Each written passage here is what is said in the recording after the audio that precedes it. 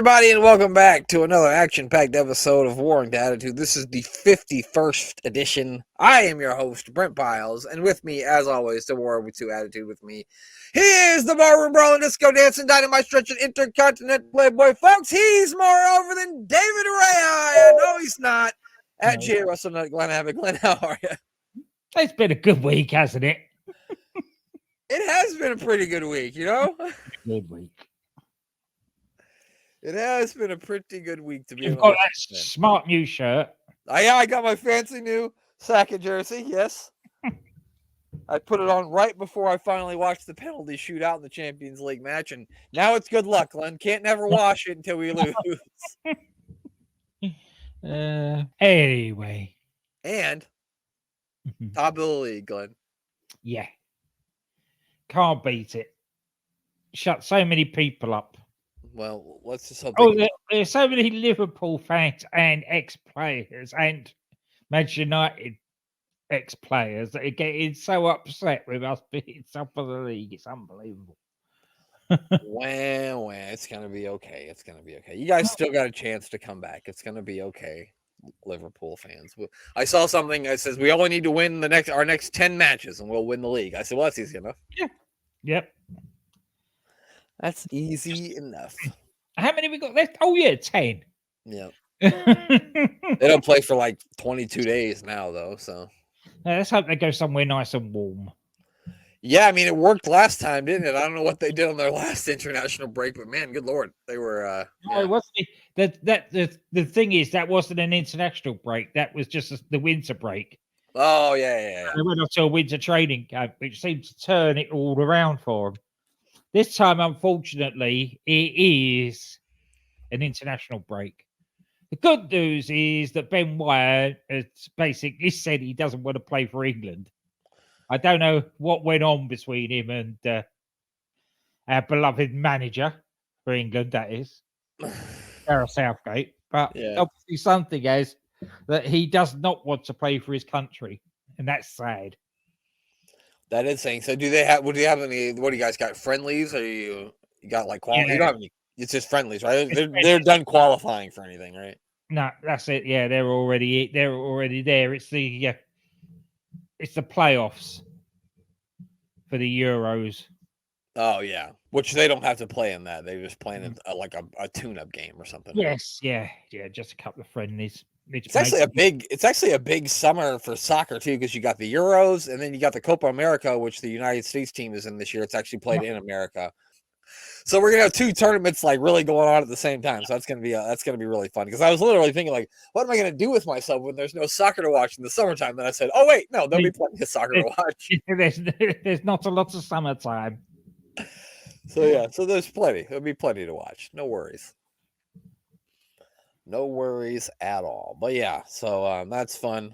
We love soccer at the moment. Talk to us in 6 weeks and see how we feel. But we love it right now. Yeah, we do. And another thing we love, sometimes it's a love-hate thing really, is WWF 1997. And this week we watched the October 13th edition of Raw is War. It's from the Landon Arena in Topeka, Kansas, better known as the Kansas Expo Center.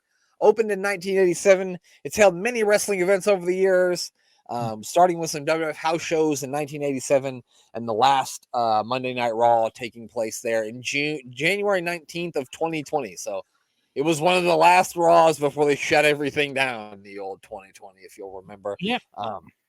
The biggest wrestling show that took place at this arena was the Clash of the Champions 18, which features such matches as PN News, my favorite rapper and yours, Glenn, yo baby, yo, taking on Diamond Dallas Page. It also had Vinny Vegas taking on not Tommy Rich, Thomas Rich, because I believe he was a member of the York Foundation at this point. He was, yeah. And Ricky Steamboat and Sting battled Rick Rude and Steve Austin in the main event, Glenn. So that's a lot of fun.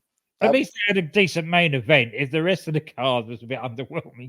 Yeah, the main event was good, though.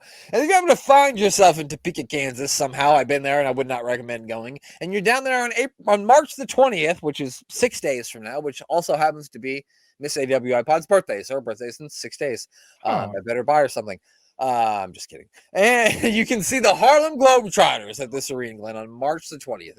Have you heard of the Harlem Globetrotters? I've actually seen the Harlem Globetrotters live a few times. Yes. No kidding. Yeah. When Did they're they done. take on the Washington Colonels?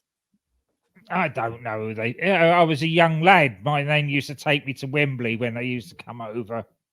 That's and fun. do- I've never seen the Harlem Globetrotter, but I always wanted to go. I mean, they come to Nebraska every so often, but I've just never went down and watched, which I probably should. It's not like the tickets are probably expensive. No. It's a fun. Well, I can remember of it. It's a fun night. I mean, it's a bunch of guys doing silly basketball tricks. How Yeah. weird. They start the show with this is kind of strange because it came out of nowhere, but so LOD has this match tonight with the Godwinns, and apparently their careers on the line, which they didn't talk about this last week. So it's just kind of weird that they just kind of sprung it on us. Yeah. I think it must have just got forgotten in the reshuffle last week. Could very well be. Yeah, that could very well be. Yeah, and so they show like a video package really hyping up the meaning of the match. And it was nice though, because it actually made the tag team titles feel like they mattered. Yeah, that's right. If only for 5 minutes. Mm-hmm. Yeah. So that was good. We start the evening with the Hart Foundation are going to come out to the ring and speak. Maybe, kinda. And you can say this is a pretty big moment in wrestling history right here. Oh, it definitely is. So, let's. And there's a lot of truth being spoken on this. Yeah. Hold on, that's right. Now, before the Hitman puts a sleeper hold on this crowd and puts them all to sleep, we would love to tell the Hitman that I know you're getting old. I know you're jerking the curtain on my cards. And Survivor Series, I know we're going to be in your neck of the woods in Canada. I beat you so bad last week, my hands are still hurting me.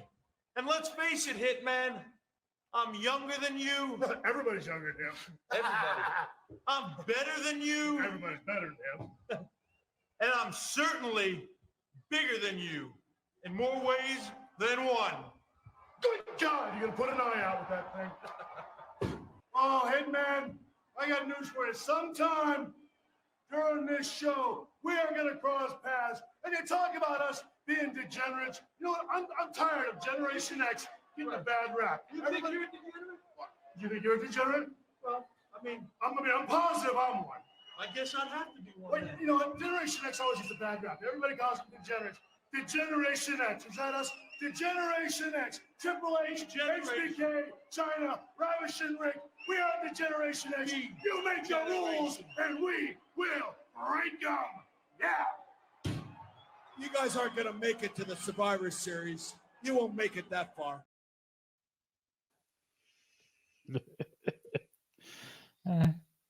Just send everybody to sleep with his promo.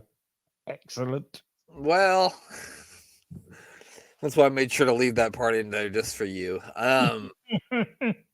It wasn't just me, or I don't know if like Brett was just doing a good job of acting, but he looked legitimately pissed. He did. He did. You never know what he knows and what he doesn't know at this time. That's true. I mean, this is what he hasn't. we're not gonna be seeing him for much longer. Spoiler alert! But yeah. So I thought it was interesting. They also showed like footage of like Michael sticking the Canadian flag up his nose, and it was kind of sad because Bret Hart thought he was going to get to talk, and then he tried to talk again, and then the Nation of Domination just stormed out there, so he didn't get to say anything.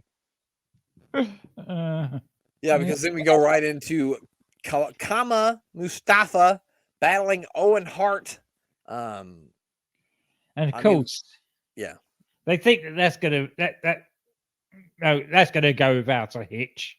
The notorious Nation of Domination for never finishing matches against the Hart Foundation, who are notorious for not finishing matches, and then you throw Degeneration X in there as the catalyst. Yeah, it was like a lumberjack match, but it wasn't a lumberjack match. Yeah, there were so many people out there. There's too many people out there. GX comes out there. They get on commentary. Shawn Michaels says that Stu Hart's dead. His body and brain just don't know it yet. Finally, they all start brawling, and DX is like watching and encouraging. I love the fact that Jerry Lawler was trying to wangle his way in with DX. And they just weren't having any of it. He's taking his headphones away from him and giving him a rip rude. Did we at any point make you think that we were your friends? He's like, did I pull your string and tell you to talk? Shut up. So yeah, I mean, eventually they start brawling, and then I don't know. I feel like the brawl between all of them could have been 3-4 minutes shorter. I felt like it just dragged on and on. Well, yeah, that's because it probably was a decent match in the ring, but we didn't actually see much of it. It was sort of going on around what was going on around the outside. Yeah, like it really wasn't a bad match. It's just you didn't get a chance to see anything going on. And I mean, both those guys are solid workers, so there's no reason why they couldn't have a good match. It just there was so much bullshit going on around it that it just didn't matter. I was going to say before that, at the end of that, when the melee is going on, Shawn Michaels is just laying there watching what's going on and trying to point out things. Yeah, they were. I don't know how the Nation guys didn't just punch them for being obnoxious. You know what I mean? Yeah, that's it. You would have thought so, but obviously I didn't. Now it's time to hear from the hog farmers. Down, ladies and gentlemen, the Godwinns, of course, defending a tag team championship this week. You just won the titles last week, and against LOD this week. Why take this kind of a risk? Why take the risk, Vince? Because we're going to get rid of the LOD once and for all. You know, I used to watch him when I was a little kid. Yeah. Your time was then. Our time is now. Is there going to be a war? Yeah. But it's going to be worth every bit of it. Because the LOD is going to be out of the WWF. I used to watch him when I was a little kid. And that's it. Yeah. I can't believe that is Dirty White Boy. That little thing at the back. That's him. You don't look so big between these two guys. That's right. Yeah. That's just so. I figured that Phineas would elaborate on that, but nope. No, that's it. Yeah.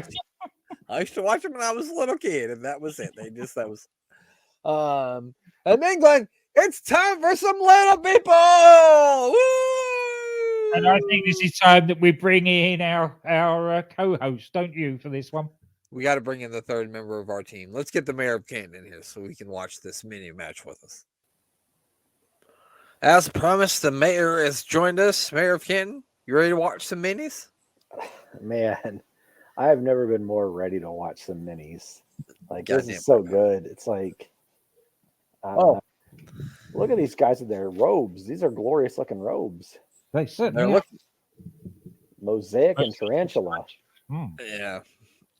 And they're facing, of course, the illustrious Max Mini and his best friend Nova.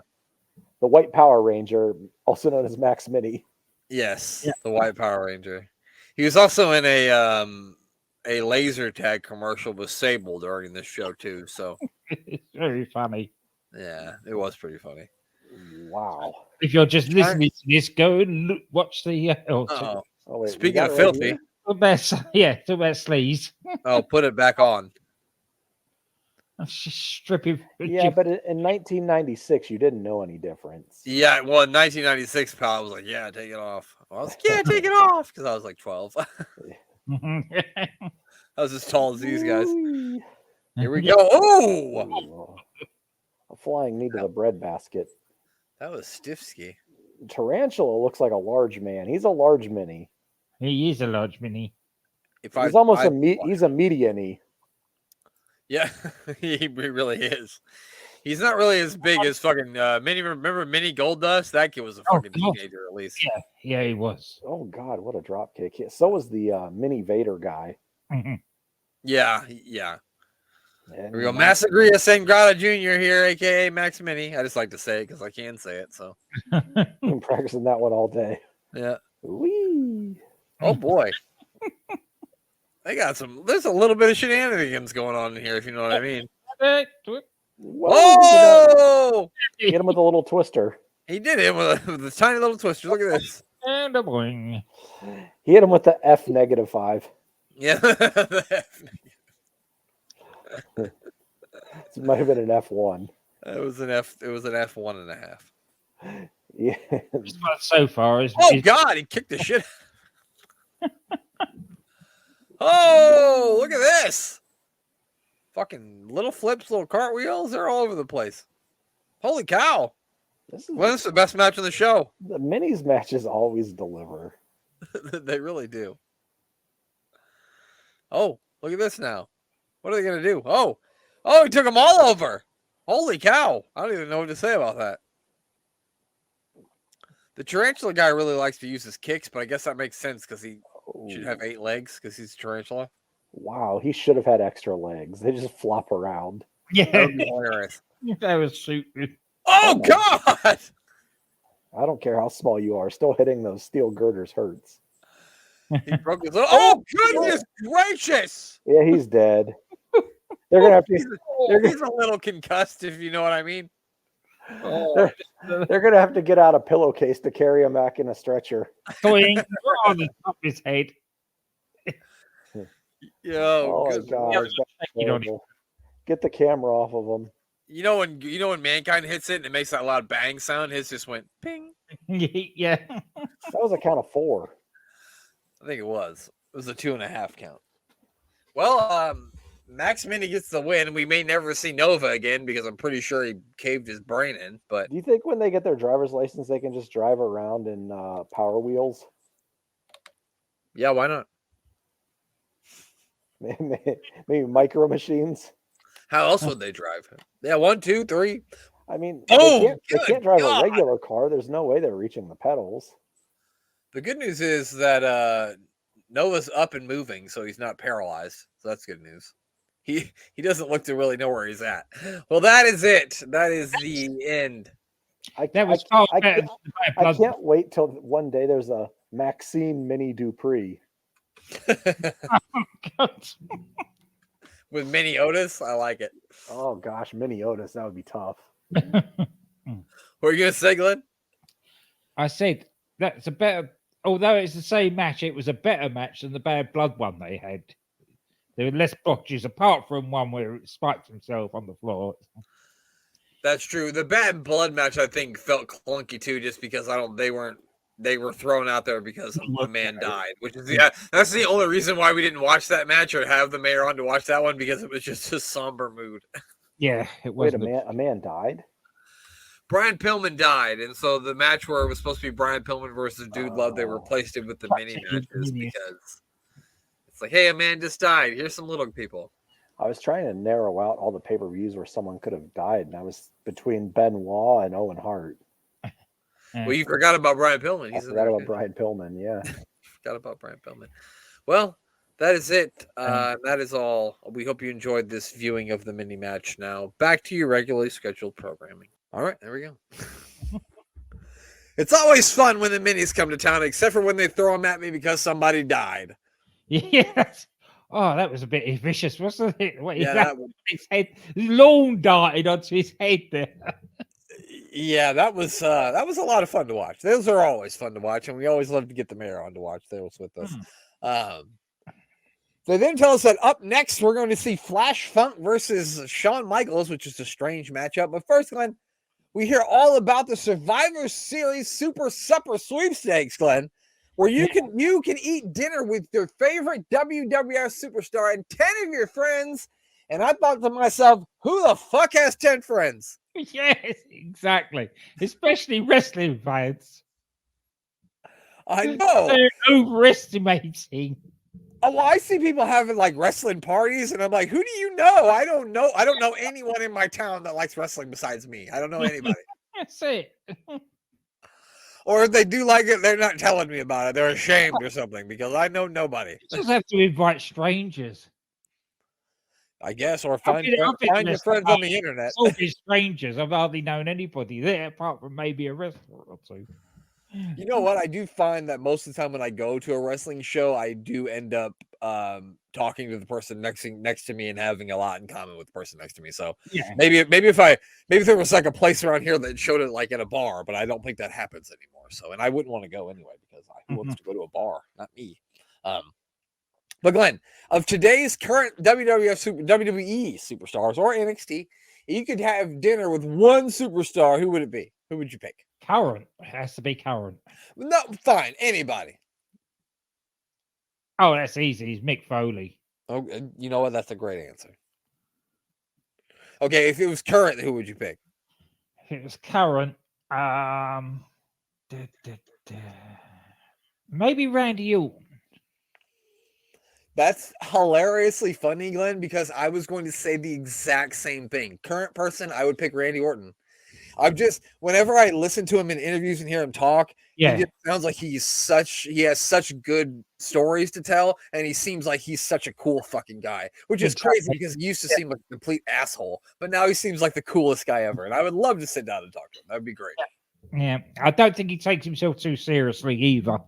Yeah, I think that's the biggest. I think it's the best thing about him is that he doesn't take himself too seriously. Yeah, but anyway, back to Flash Funk. Sorry. Well, not really, because before we get to the match, they show us. That's right.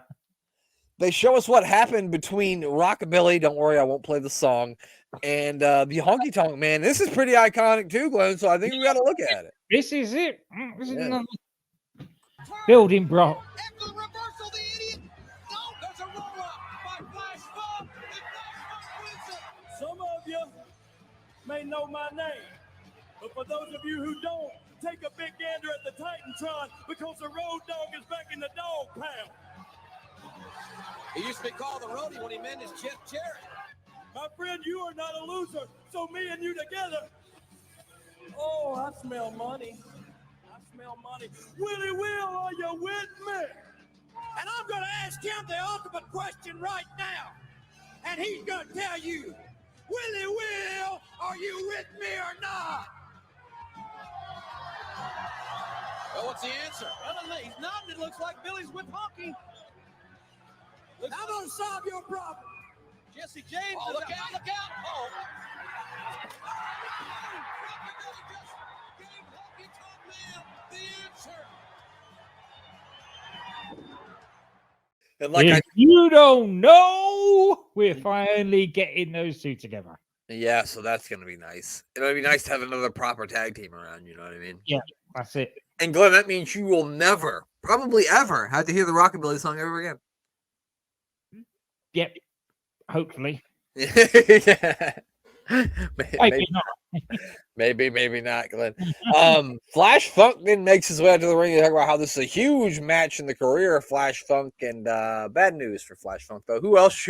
Who doesn't come out there? Who isn't Shawn Michaels that comes out there? It's supposed to be Shawn Michaels against Flash Funk. The lights go out, the organ strikes up.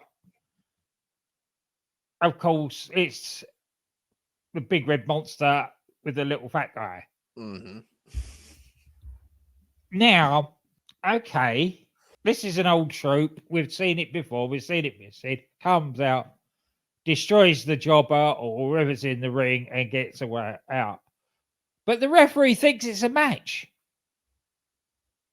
Yeah, they rang the bell, didn't they? Yeah. Yeah. Yeah, he gets him to ring the bell. And the referee sanctions it as a match. Where it never was.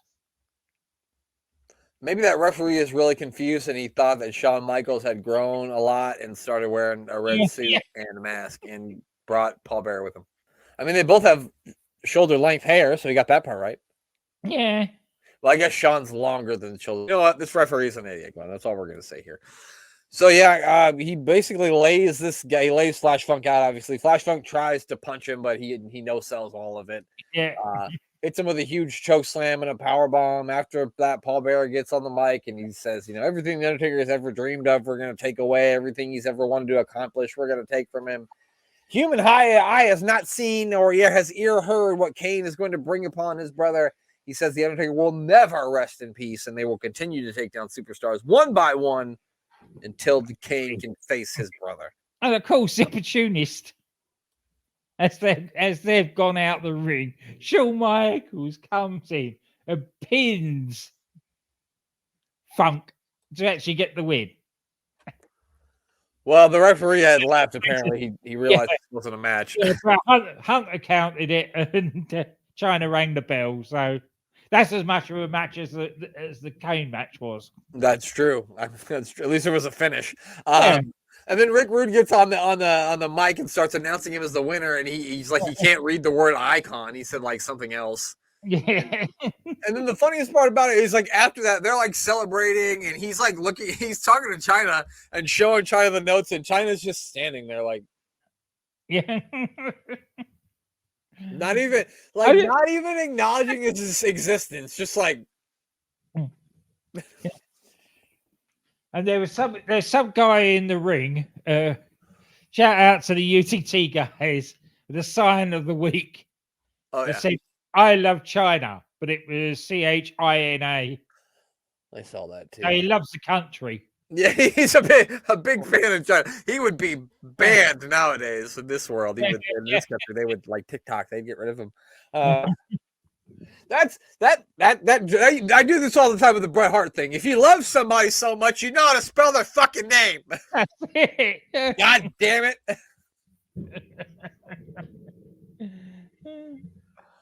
Shit. I love Declan Rice. I know how to spell rice, okay?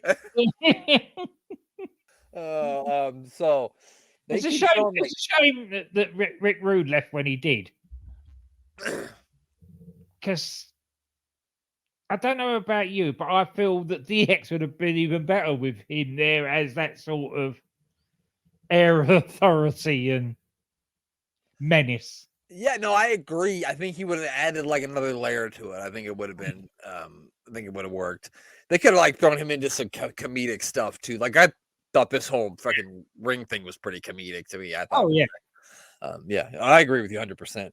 They keep showing these videos throughout the night about LOD talking about their big wins in the WWE and their big match at Wembley. You were there for that one, weren't you, Glenn? Yep, 92. Mm-hmm. That Rocco the Dummy. Motorcycles to the ring. Excellent, mate. Excellent. The only thing bad about it was they had Paul Ellering and Rocco with them. Yeah. Nothing against Paul Ellering. No, but Paul Ellering is like a spare. What's it? A wedding. It always has been. He's not that great a manager, but he's always managed to manage. Like I don't even understand what he's doing with the team he's with now. No. Like look, we got these two big Samoan badasses. We got this guy named Karrion Kross. We got this hot chick with blonde hair and this old dude who cuts all the promos. Karrion Kross cuts all the promos. Yeah. Ellering is just there. Why? Like cool, Scarlet Brother Grandpa. And a lot of the time, it's like that with LOD as well. You see lots of LOD, and then Ellering just standing in the background. Yeah, exactly. And then we come back from a break, Glenn, and it is going to be Skull and 8-Ball. Oh, hang on. We've got to mention that break. What happened during the break? Did I miss something? We saw Sable. Oh, was that then? That was then. Oh, okay, I thought it was somewhere else. No, that was then. With these laser tag things that they're doing. Yeah, Classy Freddie Blassie was in this one. Yeah, God knows who else the other cronies were around that table. They open up a little chamber, and out pops Max Mini. Yeah. I lost it. And she's like, "What happened?" And he's like, "I don't know. The writers couldn't think of a big finish for me." Yeah, he couldn't finish with a funny finish. Couldn't think of a funny finish. So that was it. Then it shows Sable and Max Mini walking out. Yeah, I thought it was funny anyway. Well, I mean, anytime that Max Mini shows up, it's nice, Glenn. So yeah, I still prefer the Sunny Squirts videos opposed to that, and it's not very often that I choose Sunny over anything. No, that's next up. It's going to be the DOA. Yeah. Fake Undertaker and the Harris brothers. And the Harris brother and not some brother Crush brother. It's going to be Skull and 8-Ball in the tag team match. The two twins. They're going to be taking on Sniper and Recon of the Truth Commission. And I see they already got rid of the Commandant. He's already gone. Yeah, he's gone. Yep. They said bye. Because they've got what do they call him? Cyrus? Yeah, something like that. Did I make a note? The Jackal. Oh yeah, it's Recon a Sniper with the Interrogator and the Jackal. The Jackal, which it's Don Callis, if you don't know who Oh. the Jackal is. It's Don Callis. He didn't say, he said a lot. He talked, but he didn't say a whole lot that was worth noting. So we won't even bother talking about it. No. Not that this was a classic match or anything, but I didn't think it was as bad as I thought it was going to be. No. This was spoiled by bloody commentary getting all political. Yep. Why they couldn't have commentated on the match, which wasn't a bad match in the scheme of this whole show. Yeah. And they had to go on about bashing Bill Clinton instead. Yeah, they went on about Bill Clinton and Janet Reno, and one of the funny things that Lawler said, he said, "You met Janet Reno with all your dealings with the Justice Department, McMahon." I thought that was pretty funny. Yeah. So yeah, I mean, even JR sounded annoyed by them. He was like trying to get them on task, and like eventually was just like, "You guys want to talk about what you had for dinner, or what you like on TV, or what's next?" Yeah, I know. Yeah, I don't know. I didn't understand it. It eventually gets thrown out with the DQ because the Jackal pulls down the top rope and the two factions just brawl outside the ring. Does this come out before or after the Sid show? This will come out before. Right. We will see on the Sid show a non-disqualification for exactly the same thing. Yeah, you're right. I can't understand why there's a disqualification in this match for somebody pulling the rope down. Yeah, I don't know if it was that or all the fighting outside the ring, but it just, I don't know.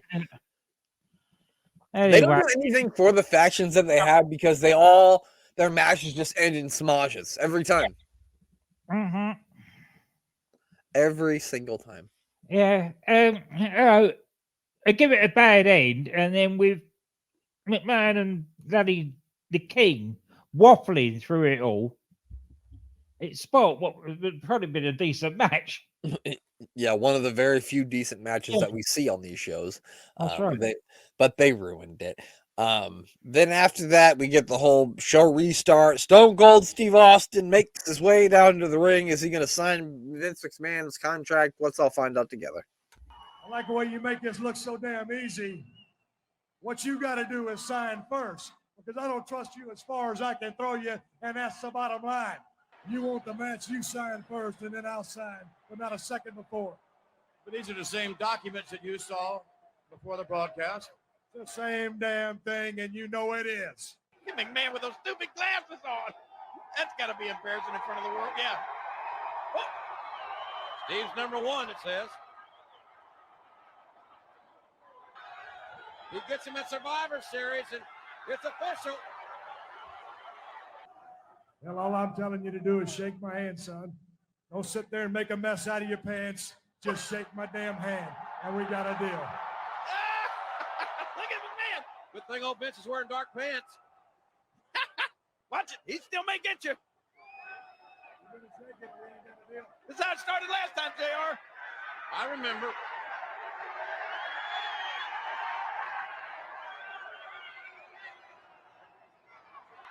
Now, you just wait a minute. Let me tell you something, Stone Cold. No, your business is my business. What you did was cross the railroad track. I thought your kind of people knew when you crossed the railroad track what's over there. Hey, let me tell you what's over there. There's no white picket fence over there. There's no 3-car garages. There's no 5-bedroom houses over there. What we do is make a sacrifice for everything we get across the track. And what you did when you cost me the Intercontinental title was sacrifice your ass to me and the nation. Basically, I didn't understand one damn word you said, but it sounds like you're a little pissed off. Sounds like you got something against Stone Cold Steve Austin for wrapping that damn belt around your head. So I'm telling you, all you got to do is bring your ass to the ring, or any one of them people up there.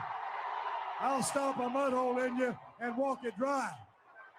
I hope you don't think just one of them's going to come up there. No, they kick us out. Here comes Rocky. Rocky Maivia accepts the challenge. It comes a stunner. Stone Cold Stunner. He got him. Austin has just stunned, and there goes Stone Cold. I've seen that before. Rocky going, I can take a stunner the best. I'll go. And then he's gonna one up himself every time he takes a stunner after that one. He sold that one great, and he's gonna do it even better. There's some down the line where he goes like a salmon. Yeah, it was a WrestleMania. It was a WrestleMania fucking 17 one where he like fucking almost does like a Ric Flair flip in the ropes shit after he hits him with one. Yeah. So yeah, that was fun. So Stone Cold's back. He's gonna be taking on Owen Hart at Survivor Series. I almost called it SummerSlam, but there's too many S's for Survivor Series for the Intercontinental Championship, and he's got a beef with the Nation. And heel Rocky Maivia is going to see a lot more of those stunners in his future. Yeah, definitely. And then we hear a promo from LOD. I'm sorry, what were you going to say? This is exactly what people remember about this era. This is the sort of thing that makes people forget how bad most of the matches were. Yeah, I mean, we haven't seen a finish in any of the matches yet, I don't think. No. Oh, yeah, no, not even in the mini match. That broke as well, didn't it? Yeah, so we haven't yet. We then get a promo from LOD, and it's a weird promo because I never heard them so calm is the word? Yes. Yeah, and lucid. Yeah, it's almost as if they hadn't injected themselves with steroids. Yeah, this is like the first time we heard Sid be calm and lucid. Why didn't he cut more promos like that? Yeah, you're like, well, I don't ever remember that happening. So let's hear a lucid LOD. Gentlemen, why take a risk of this magnitude tonight? Tonight's the night we find out if the Road Warriors got the fire and the desire to be WWF champions. Tonight's the night that we find out if the Hawk and the Animal got what it takes deep down inside of us to want to be champions. We had opportunities with Bulldog and Owen Hart, and we didn't get the job done. We let outside interference that we never let bother us before in our head get in our way to becoming WWF champions. You know, we're not going to be like some guys who relied on our laurels in the past that can't cut it today, like Hulk Hogan and Randy Savage living on yesteryear. The challenge today and the competition is a lot tougher today. So that's why we want to be the new WWF champions. If we can't cut it, then we're out of here. We're going to find out tonight whether we're the king of the hill or over the hill. If we're over the hill, lose the match, we're gone. Excellent. Even name dropped Hulk Hogan and Randy Savage. Yeah. So, that was something. Yeah, no, it was a good promo. And I mean, we didn't even get the, what a rush. No, must have kept him off the caffeine. Yeah, they hadn't coffee that day. Definitely what it was. Definitely what it was. Less coffee. They had decaf that day. The next matchup, it's a light heavyweight match. I feel like it's been a couple of weeks since we got one of these. It doesn't seem like a couple of weeks since we last saw bloody Brian Christopher, though. Well, we just saw him a little bit ago when we recorded the Sid show, but he seems to be everywhere. Yeah, everywhere we go, we see fucking Brian Christopher. God rest his soul. So I didn't notice until this match, but I didn't realize that like they have the newer announce desks now. You know, the ones that they can kind of pop down and pop back up again that they have nowadays. And I didn't realize it until this match. I don't know why, but I hadn't realized that there were new tables until this match. But so it's a new era in announce tables for WWE. Mm-hmm. Yeah. I mean, this match was fine. Mm. Yeah. This is an exhibition match, apparently. Is that what they said? Yeah.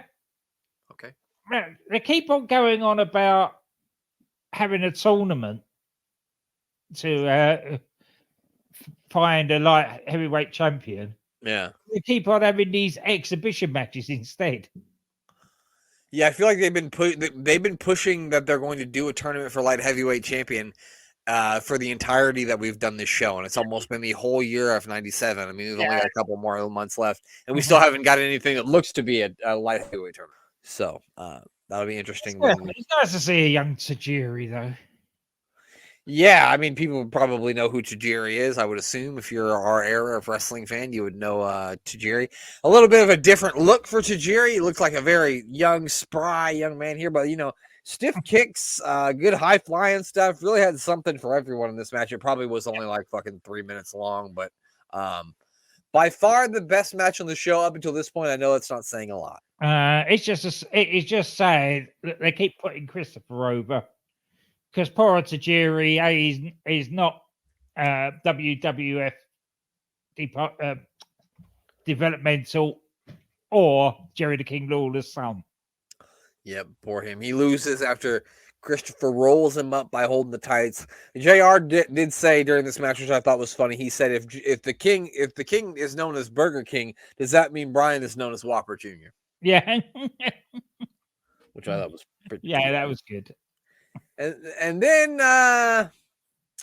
Jim Cornette's here. He's mad. At least Tajiri got the last kick in. He did. He did kick him right over the top rope, didn't he? Yeah, in the face, which was pretty good. That was nice. So they did at least get him something. But yeah, so Jim Cornette's back again this week, and he's mad. He's mad. There's no way that I could ever do a Cornette promo justice. So no. Express are my own, but as you'll see, they may be yours too. There's a man named Phil Mushnick who writes columns for the New York Post and for TV Guide. You probably never heard of Mr. Mushnick, but you should, because he's had some pretty nasty things to say about you. You see, Phil Mushnick hates pro wrestling, and he's not content just to change the channel. He doesn't want you to be able to watch it either, not the WWF, WCW, ECW, nothing. And for the past several years, Mushnick has led a one-man campaign to have the wrestling industry abolished. Recently, when Ted Turner donated $1 billion to charity, Mr. Mushnick said the world would be better served if he closed up WCW. Phil Mushnick is the man who called for and spearheaded the media and publicity barrage over the federal indictment of Vince McMahon and the WWF on steroid charges. And even though McMahon and the WWF were proven totally innocent in a federal courtroom, Mushnick ignores that fact to this day and writes his columns as if it were a fact they were proven guilty just so he can continue his one-man crusade. He even wrote a column one time about the Madison Square Garden Network firing Marv Albert, saying that the Garden should cancel wrestling matches too. But Phil Mushnick not only hates wrestling, he hates wrestling fans.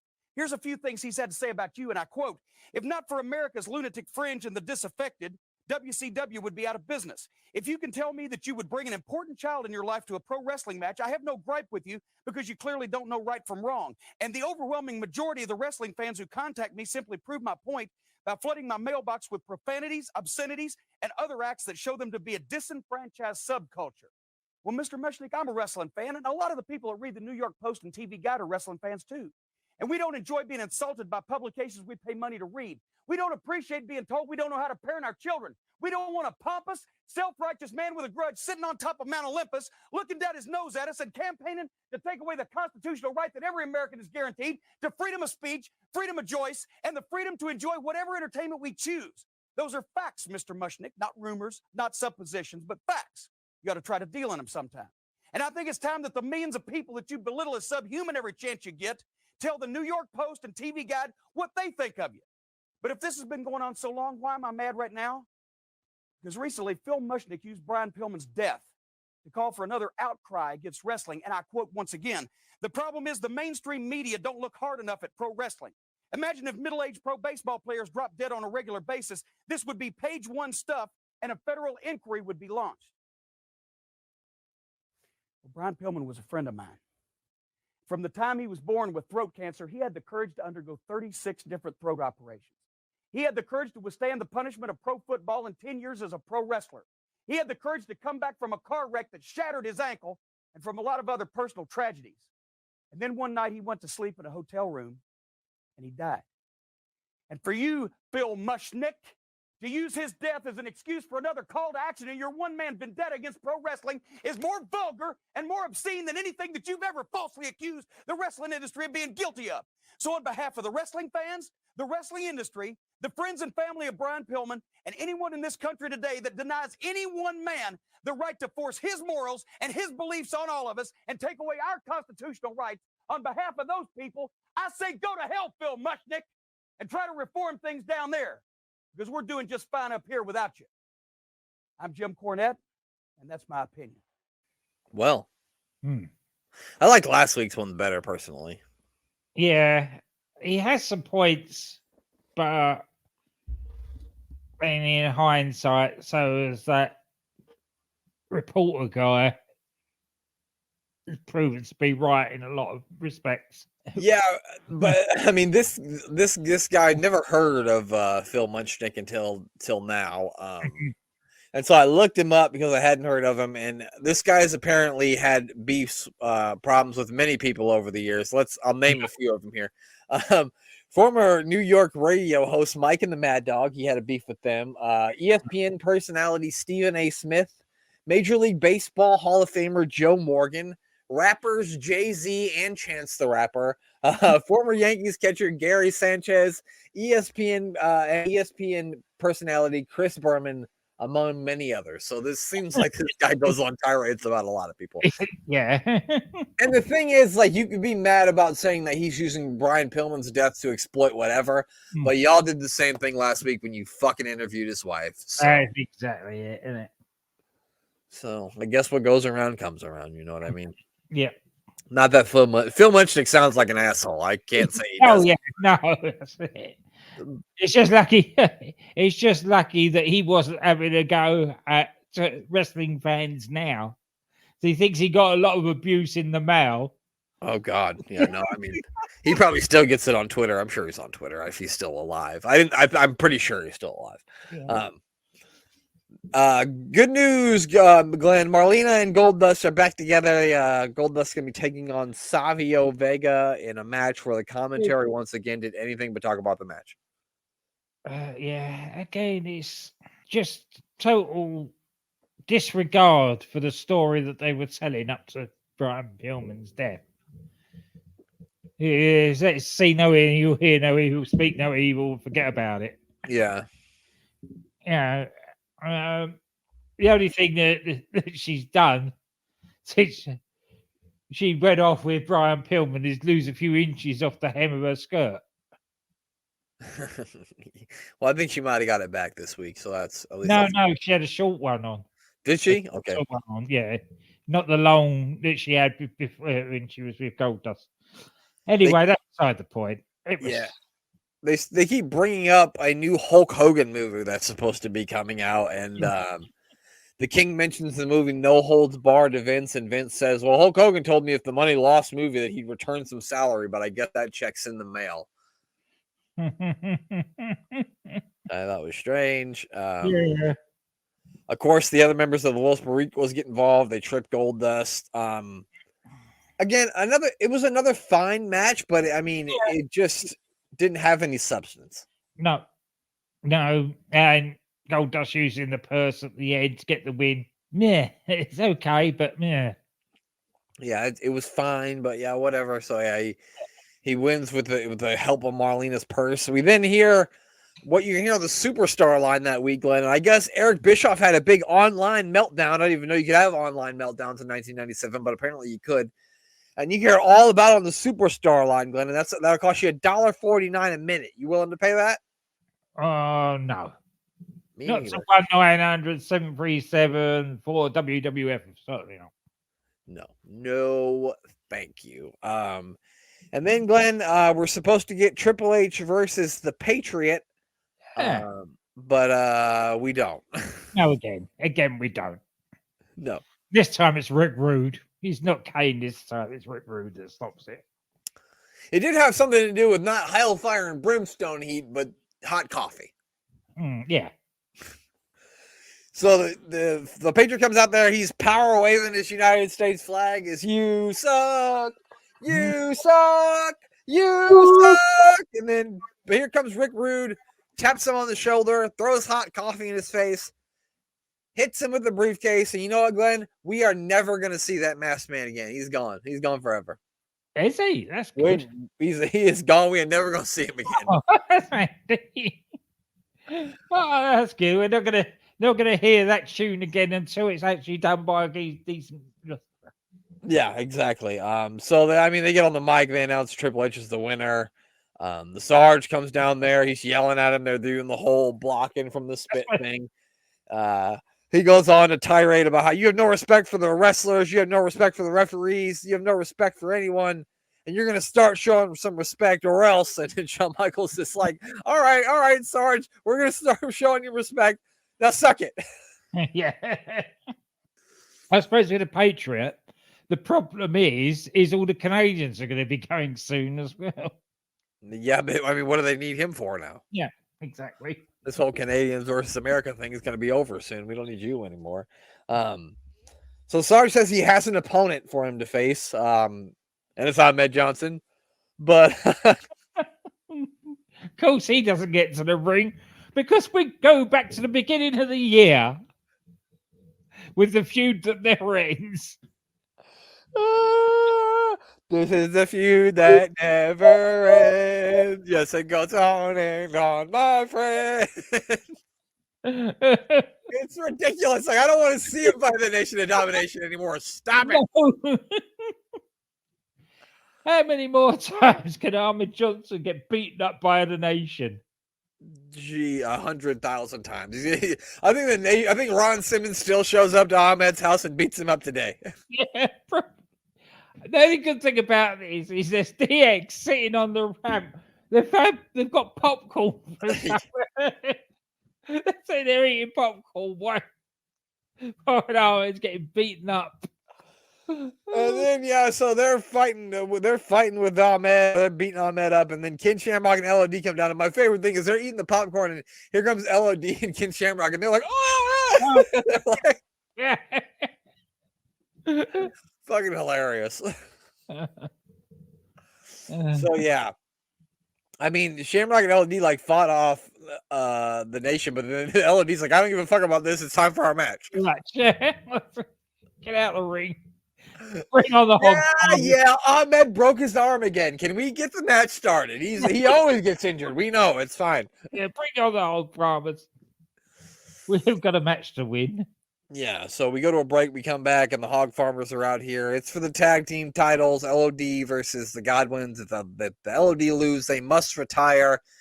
These two have had some stinker contests in the past, so I didn't have high hopes in this one, Glenn, but I got to say I was pleasantly surprised. Best one of the lot. By light years. Yeah. Yeah, I actually watched this. I haven't got a lot of notes for this. Which says a lot. It was big guys beating the shit out of each other.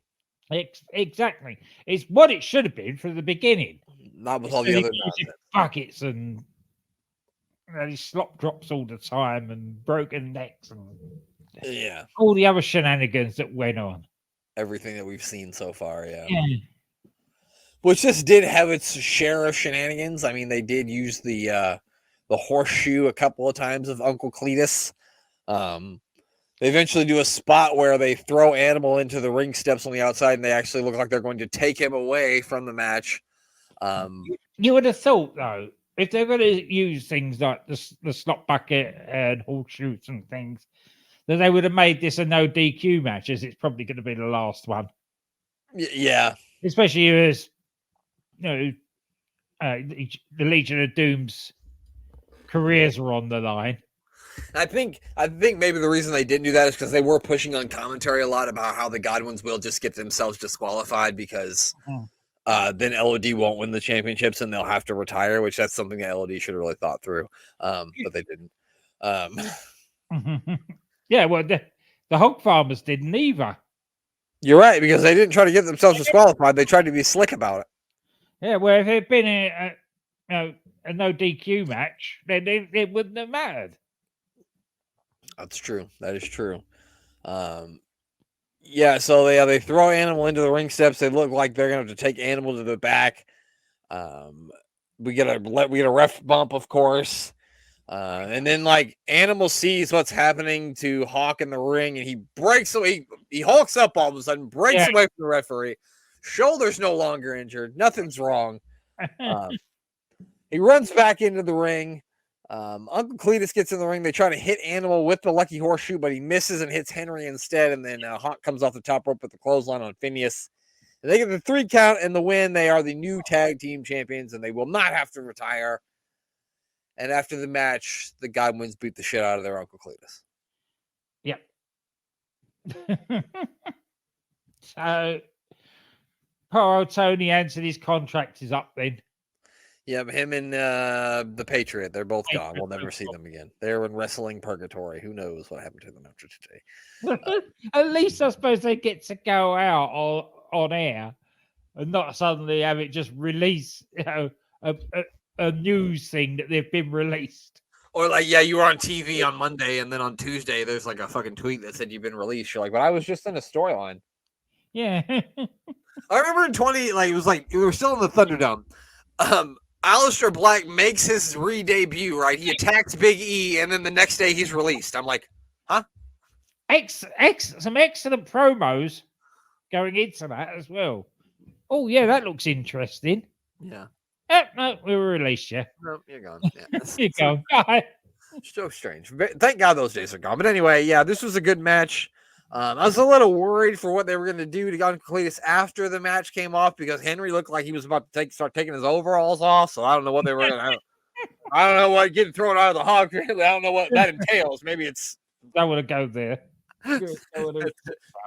That's a different podcast. But yeah, I was like, oh God, I don't know what's. I'm very scared. I think even the King was like, what are they going to do to him now? So yeah, I'm glad it didn't take place. I'm glad I didn't have to watch that. But yeah, so that is the end of this episode of Raw's War. The dogs are very upset that it's over. But that's fine. That's it. That's all. Anything else you want to say? Or well, Glenn, we got to look at the ratings, don't we? Oh yes, yeah. Also, are we giving this show thumbs up or thumbs down? I think it's got to be thumbs up because I had enough good ones. Yep. Thumbs up. Yeah, got to. It's got to. So the ratings for this week, WWE went down from last week. I got to make sure I'm looking at the right day. Yeah, we got Degeneration X. We got the birth of badass Billy Gunn and the Road Dogg. Yeah. Rock got, I think, his second stunner. Yeah. So yeah, a lot of good stuff on this episode. All right. So October the 13th, Raw's rating was a 3.0 last week. It dropped to a 2.25. Nitro's also dropped slightly. Nitro was at a 3.97 and it dropped to a 3.79 for that week. So the ratings are getting a bit closer. Yeah, I mean, it's something on. Yeah, so it's October. I'm trying to think. There's no really big sporting events in October. Like, it's not the NBA playoffs. That doesn't start until the summertime. So, nah, it's probably a TV show or something that ran alongside them and dropped their ratings. Because they didn't do anything last week on Raw for it to drop that much. You wouldn't think. So here's some of the matches that we could have seen had we watched WCW instead. Eddie Guerrero defending the WCW Cruiserweight Championship against Psychosis, which was probably a heck of a match, but it was only 3 minutes long, so it could have been that great. Former Chicago Bears Super Bowl winning defensive tackle Steve Mongo McMichael defeated Steven Regal. Sorry, Glenn. Eugene Nagata. That's right, Glenn. Eugene Nagata faced Chris Jericho on this show. Oh. They got a 4-minute match, which Eugene Nagata won. That's very AEW. That really is. So goddamn, pal. And it was on TNT. What do you know? Bill Goldberg defeated Scotty Riggs. Scott Norton beat some man named Ray Traylor. That can't be right. No, it is Ray Traylor. I'm right. I'm sorry. I was thinking. I never heard of him. And the main event of the evening was Kurt Hennig defending his United States Championship against Diamond Dallas Page, and he won that match by disqualification. So there you go. That's what we missed had we not watched WWE instead. So there you have it. That is it. Anything else you want to add before we get out of here, Glenn? No, I think that's it. Just to give the Unbooking the Territory guys a shout out and their side projects. Gator Golf, where they're doing all other different things. Yeah. Instead of for season 2 of that. Unstacking the Territory, that's on hold at the moment, but I'm sure that'll be back soon. And of course, the Doctor Who podcast with Danny Inside. That's on SJP World Media. And DDT Wrestling with DC Doc Due to personal issues, again, they didn't have an episode this week, but they'll be back next week. Yes, make sure you give all those fine people that listen in a follow on whatever social media apps you may have. Speaking of social media apps, give the other member of our podcast team, you saw his face here earlier, it's the Mayor of Canton. Give him a follow on Twitter. He does a meal with the mayor every Wednesday.